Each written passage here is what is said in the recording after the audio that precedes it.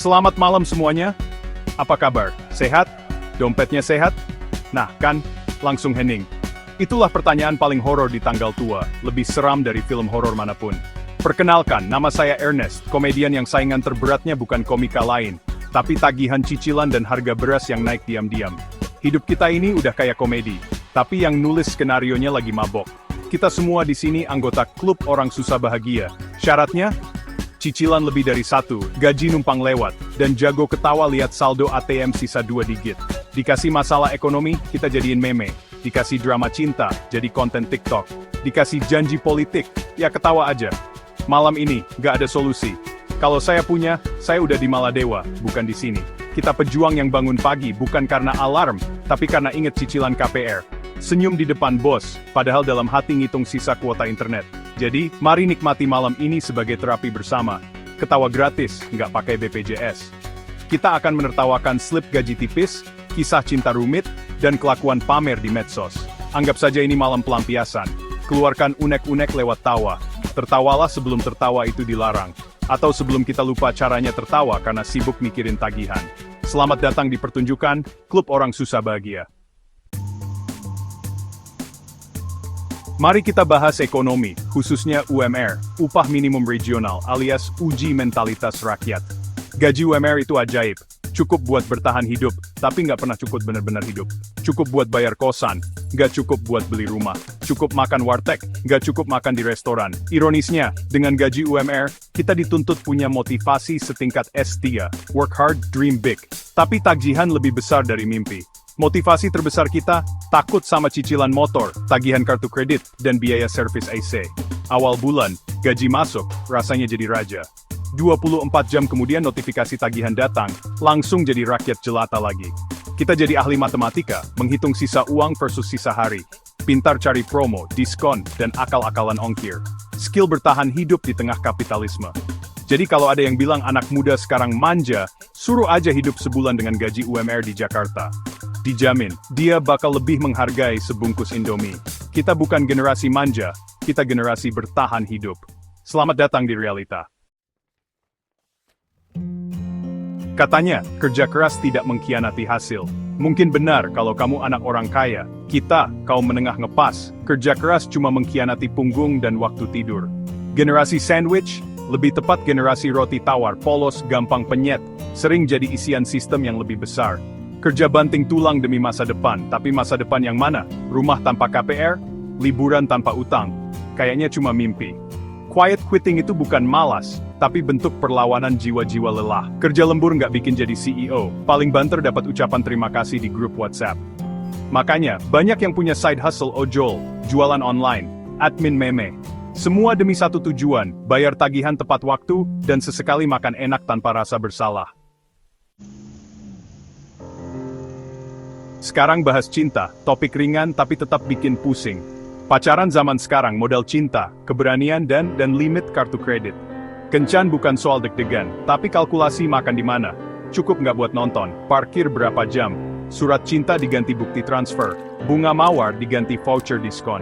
Level pacaran tertinggi, nggak ada lagi uangku atau uangmu, yang ada cicilan kita. Pacaran jadi kemitraan strategis, tujuannya bertahan hidup bersama. Sayang, bulan ini patungan bayar wifi ya, itu kalimat cinta paling tulus abad ini.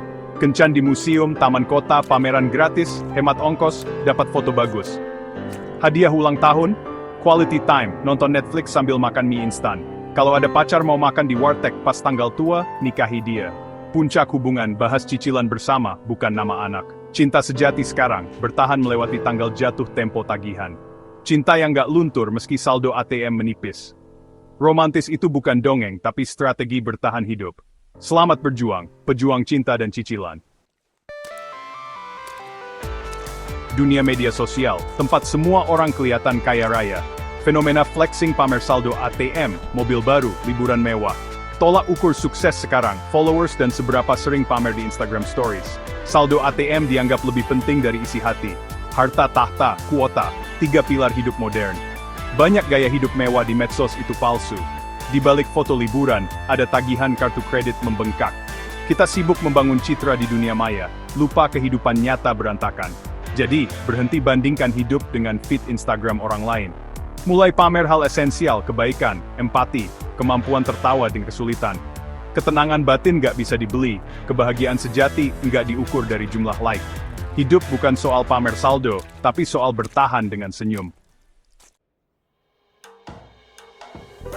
Gaya hidup palsu meresap ke kebiasaan sehari-hari. Contohnya kopi. Kopi jadi simbol status, bukan sekadar minuman. Gelas logo hijau, status sosial naik, dompet makin tipis. Fenomena gengsi di atas nasi, beli smartphone terbaru, makan di restoran viral, semua demi pencitraan.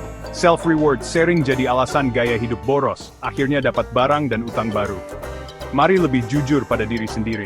Nggak ada yang salah minum kopi sachet atau makan di warteg. Kebahagiaan datang dari rasa cukup, bukan validasi orang lain. Bangun gaya hidup sesuai kantong, bukan feed Instagram. Perut kenyang lebih penting daripada gengsi kosong. Sekarang, topik paling lucu, politik. Politisi kita komedian terhebat, materi mereka lucu, tampil tiap hari di berita. Janji kampanye, punchline terbaik. Kami akan memberantas kemiskinan. Lucu kan? Setiap 5 tahun festival komedi bernama Pemilu. Panggung di mana-mana, jurus andalan keluar semua. Setelah terpilih, babak komedi selanjutnya, realisasi janji. Tiba-tiba amnesia kolektif. Jawaban favorit, mohon rakyat bersabar. Kita disuruh sabar, mereka nikmati fasilitas mewah. Ini bukan komedi lagi, sudah tragikomedi. Kita penonton setia, mudah terbuai janji manis, mudah lupa rekam jejak. Mungkin kita memang suka drama dan ketidakpastian.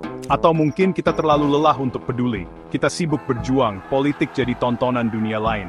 Tapi jangan lupa, kita juga bagian dari pertunjukan ini. Tertawa, tapi tetap waspada.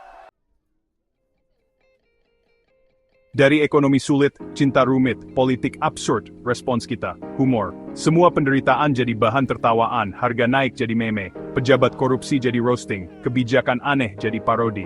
Kita bangsa kreatif menertawakan nasib sendiri. Tapi, kita ini penonton atau korban? Tawa bahagia atau tawa getir? Mungkin dua-duanya. Media sosial jadi panggung utama, saling mengeluh, saling menguatkan, saling menertawakan keadaan. Humor jadi pelampung di tengah ketidakpastian. Kita memilih tertawa bukan menyerah. Malam ini kita sudah bahas semuanya. Gaji UMR, drama cinta, pamer di medsos, lawakan politisi. Hidup ini berat, rumit, kadang nggak lucu sama sekali. Tapi kita punya senjata rahasia, tawa. Tawa nggak menyelesaikan masalah, tapi bikin beban lebih ringan. Tawa kasih jeda dari penat, energi untuk besok. Tawa mengingatkan kita nggak sendirian. Tawa adalah solidaritas paling tulus. Jangan pernah kehilangan kemampuan tertawa, seberat apapun hidup. Pulang dari sini, terus tertawa, karena Taufik Grace, sehat, dan cicilannya 0 rupiah. Selamat malam.